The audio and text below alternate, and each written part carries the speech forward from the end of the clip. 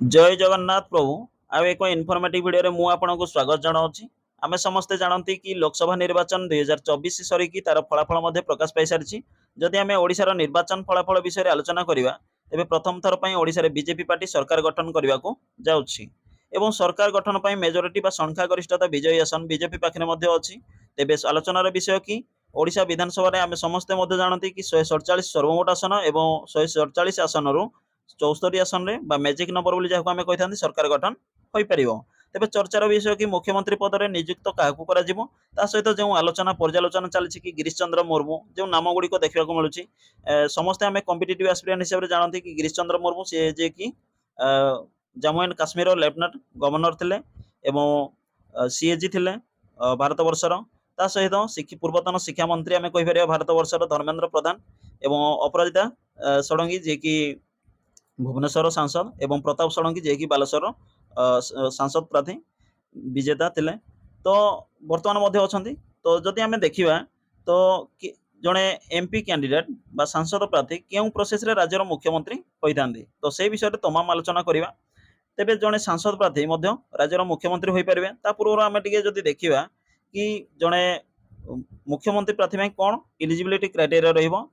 तो जदि देखिबा according to the constitution of India the primary qualification one must fulfill are to be capable of the department of the chief minister a CM must be a citizen of nation जने भारत वर्षर नागरिक होइथिबे he should be an element of the state legislation तो से राज्यर जे कोनसी विधानसभा निर्वाचन मंडल से विजय प्राप्त हेथिबा दरकार एवं he should be a be of 25 years of age or more ए सब आमे समस्त जानती से तांकर बयस 25 वर्ष होइतिबा आवश्यक।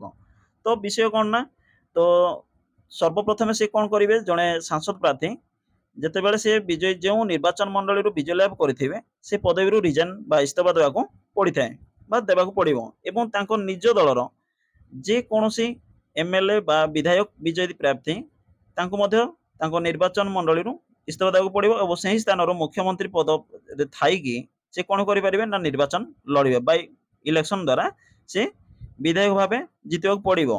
जदि से विजय लाभ करंती तेबे निरविच्छिन्न भाबे तांको मुख्यमंत्री कार्य चालू रखि परिबे नचेत जदि पराजय होंती मुख्यमंत्री पद रो इस्तीफा देबाको पड़िथाय।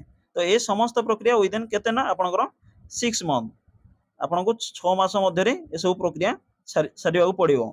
तो जदि से विजय लाभ कले निश्चिंत से पद पई निरविच्छिन्न भाबे कार्य करिवे एवं से पदवी रे रहिबे और जदि पराजय स्वीकार करिवे ताले निश्चिंत से पदवी रे मध्य इस्तीफा दे एवं इतिहास कथा जदि आमे देखिबा तो इतिहास रे एमिति भी आपनकर देखिबा को मिलिछि कि जदि देखिबा ताले गुजरात रो मुख्यमंत्री पद रे मध्य नरेंद्र मोदी जे कि आमे जानती तो से मध्य सेमति हेतला कि निर्वाचन न लड़ी कि मध्य मुख्यमंत्री पद रे प्रथमे नियुक्त होई कि पर मुहूर्त रे से कोन ना पर मुहूर्त रे से बाई पोलिंग द्वारा से पदवी रे कंटिन्यू रखि कि कार्यभार तुलाई छथि।